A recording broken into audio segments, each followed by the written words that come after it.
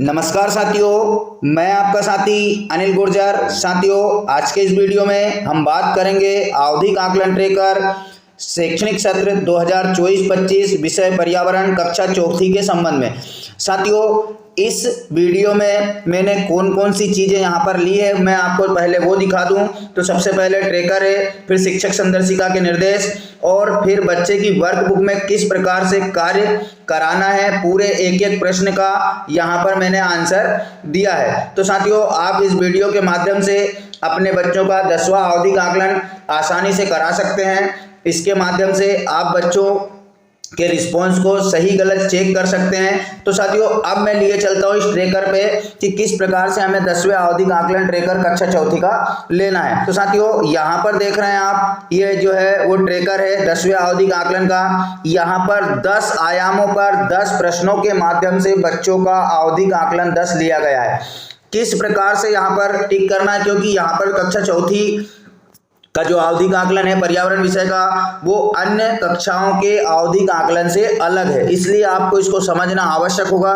साथियों, वीडियो में जो बातें मैंने बताई है वो शायद आपने ट्रेनिंगों में भी नहीं सीखी होगी कि ऐसा भी कुछ होता है। तो साथियों, यहाँ पर देख रहे हैं आप कि 1 2 3 4 चीजें दी है। पहले हमने देखा कि सभी उसमें या तो संख्या लिखने के लिए आती थी, या कर पाता है, सहयोग से कर पाता है, या नहीं कर पाता है आता है। लेकिन यहाँ पर 1 2 3 4, तो ये 1 2 3 4 क्या प्रश्न है कि 4 प्रश्न है, कितने हल करेगा जब टिक करेंगे, क्या प्रत्येक में 4 प्रश्न है। तो ये सारी चीजें आपको जानना आवश्यक है कि कब कहाँ कैसे टिक होगा। तो साथियों, सबसे पहले मैं आप लोगों से निवेदन करना चाहता हूँ कि जिन शिक्षक साथियों ने अभी तक मेरे चैनल को सब्सक्राइब नहीं किया है वो अभी सब्सक्राइब ना करें। वीडियो देखने के बाद अगर आपको लगे कि आपके सहयोग के रूप में मैंने कोई चीज़ बनाई है, तो जिन शिक्षक साथियों ने चैनल सब्सक्राइब नहीं किया प्लीज़ वो चैनल सब्सक्राइब जरूर कर ले। तो ये आपने देख लिया ट्रेकर, जिसमें 10 आयामों पर 10 प्रश्नों के माध्यम से यहाँ ट्रेकर लिया गया। अब हम चलते हैं शिक्षक संदर्शिका के निर्देशों पर। तो साथियों, शिक्षक संदर्शिका में 2 प्रकार के निर्देश है।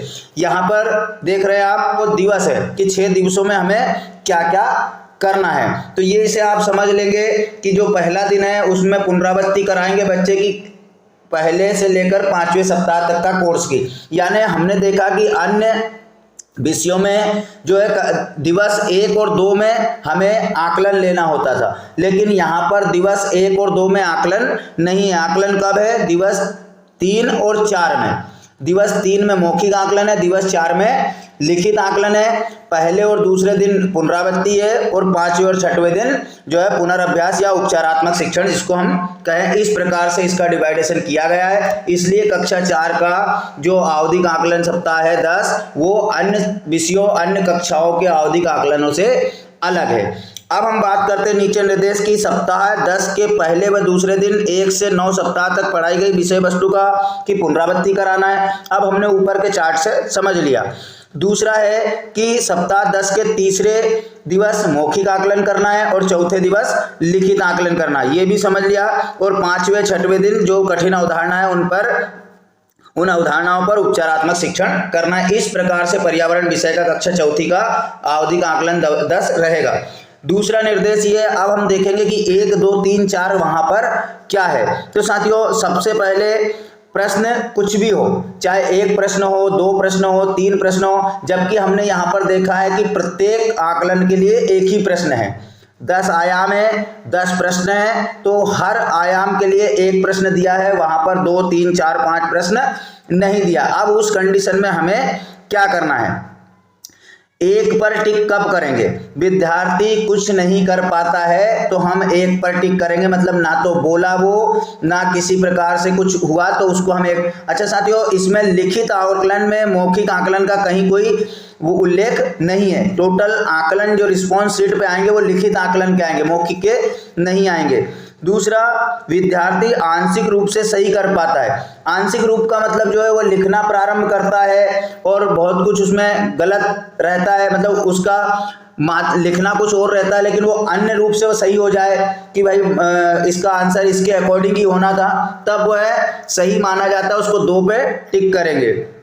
विद्यार्थी आधा अथवा आधे से अधिक सही कर पाता है। जिस लैंग्वेज में उसको आंसर देना होता है उसी लैंग्वेज में वह आधे से अधिक सही कर पाता है। मतलब कि अगर एक जैसे 4-5 वाक्य का आंसर है और वह 2 वाक्य या 3 वाक्य सही लिख पाता है उसमें और एक आध वाक्य गलत कर देता है, तो उसको हम जो है तीसरे नंबर पर टिक करेंगे। और विद्यार्थी पूरा सही कर पाता है अगर करता है तो उसको हम चौथे नंबर पर टिक करेंगे। इस प्रकार से जो ट्रेकर था इसमें टिक किया गया है। प्रत्येक आयाम का एक ही प्रश्न है और एक ही उसमें टिक करना है। तो साथियों ये तो था ट्रेकर की समझ, अब आप आसानी से इसको भर पाएंगे। लेकिन अब पुस्तक में क्या भरना है, ये सबसे बड़ी समस्या है कि पुस्तक में आंसर क्या लिखेंगे। तो सबसे पहले चलते हम आवधिक आकलन के पहले दिन यानी 10वें सप्ताह का पहला दिन। क्या था? 10वें सप्ताह का पहला दिन था कि कक्षा मतलब सप्ताह 1 से 5 तक जो बच्चे ने पढ़ा है उसका पुनरावृत्ति। तो यहाँ पर दिए हैं प्रश्न, आप यहाँ से बच्चे की वर्कबुक में भरा सकते हैं या बच्चे की वर्कबुक में जो बच्चे करते हैं उसको इस प्रकार से चेक कर सकते हैं। यहाँ पर मैं प्रत्येक प्रश्न को पढ़कर नहीं बताऊंगा, मुझे वीडियो बड़ा करने से मतलब नहीं है साथियों। आप लोगों का सहयोग हो जाए, आप लोगों की मदद हो जाए, FLN में आपकी समझ बन जाए, इसी उद्देश्य से मेरे द्वारा वीडियो बनाए जाते हैं। तो साथियों यहाँ पर आप प्रत्येक पेज को देख सकते हैं, पेज में क्या कौन सा प्रश्न है इसके स्क्रीनशॉट खींच सकते हैं। यहाँ से आप वीडियो को रोक कर लिख सकते हैं, लिखवा सकते हैं। तो ये पूरा यहाँ से चल रहा है साथियों। प्रश्न क्रमांक 10 तक हम आ चुके हैं। इसके बाद अब देखेंगे कि सप्ताह 10 का दूसरा दिवस जिसमें 5 से 9 तक का जो सप्ताह है उसकी पुनरावृत्ति है। तो यहाँ पर आप देख रहे हैं प्रश्न, क्या प्रश्न है, क्या उसके आंसर है। यहाँ पर भी 10 प्रश्न दिए गए हैं। पहले दिन में भी 10 प्रश्न है, दूसरे दिन में भी 10 प्रश्न है। अब बात करते हैं हम आकलन की। अब कौन से दिन आ गए? तीसरे दिन। तो तीसरे दिन क्या कर रहे हैं? मौखिक आकलन। यहाँ पर मौखिक प्रश्न दिए हैं, इनका जो ट्रेकर है उससे कोई लेना देना नहीं। बच्चे मौखिक प्रश्न बताएंगे, उसके रिस्पॉन्स आपको देखना है। और यह है मुख्य लिखित आकलन जो कि 10वें सप्ताह के चौथे दिन होना है। ये लिखित आकलन है। यहाँ पर प्रत्येक उसके एलोस दिए हैं, 10 प्रश्न है, 10 आयाम ट्रेकर में है। बच्चा जो करता है उसके परसेंटेज के आधार पर आपको टिक वहां पर करना है। साथियों ज़्यादा कठिन नहीं है, बच्चों को रोकना नहीं है। अधिकतर बच्चे 2 या 3 पे आएंगे। जो बच्चे रेगुलर एब्सेंट है, जो बच्चे नहीं कर पाते बिल्कुल भी, उन्हीं को 1 पर टिक करें। बाकी सभी बच्चे 2, 3, 4 पर आएंगे। ये अंतिम है 10वें प्रश्न तक का। तो साथियों यहाँ पर आप देख रहे हैं पूरे किस प्रकार से प्रश्न है, किस प्रकार से उनके आंसर आएंगे। यहाँ पर पूरा आप लोगों के सहयोग के लिए मैंने बनाया है, पुनः आप देख सकते हैं, रोक रोक कर जो है पुस्तकें भरवा सकते हैं बच्चों की। तो इस प्रकार से साथियों ये है 10वां आवधिक आकलन विषय पर्यावरण कक्षा चौथी का। आशा है आप लोगों को वीडियो समझ आया होगा। तो प्लीज़ स्वयं अपने जितने शिक्षक साथी को ग्रुप है उसमें शेयर जरूर करें ताकि उनकी भी मदद हो सके। तो धन्यवाद साथियों, मिलते हैं इसी प्रकार की नई जानकारी के साथ अगले वीडियो में। तब तक के लिए जय हिंद साथियों। जाते जाते एक और बात बता दूं, मैंने समस्त कक्षाओं के समस्त विषयों के FLN के वीडियो बनाए हैं जो इस वीडियो के डिस्क्रिप्शन बॉक्स में दिए गए हैं। और आप जैसे ही चैनल को सब्सक्राइब करेंगे मेरे चैनल प्लेलिस्ट से भी देख सकते हैं। तो धन्यवाद साथियों, जय हिंद, जय भारत।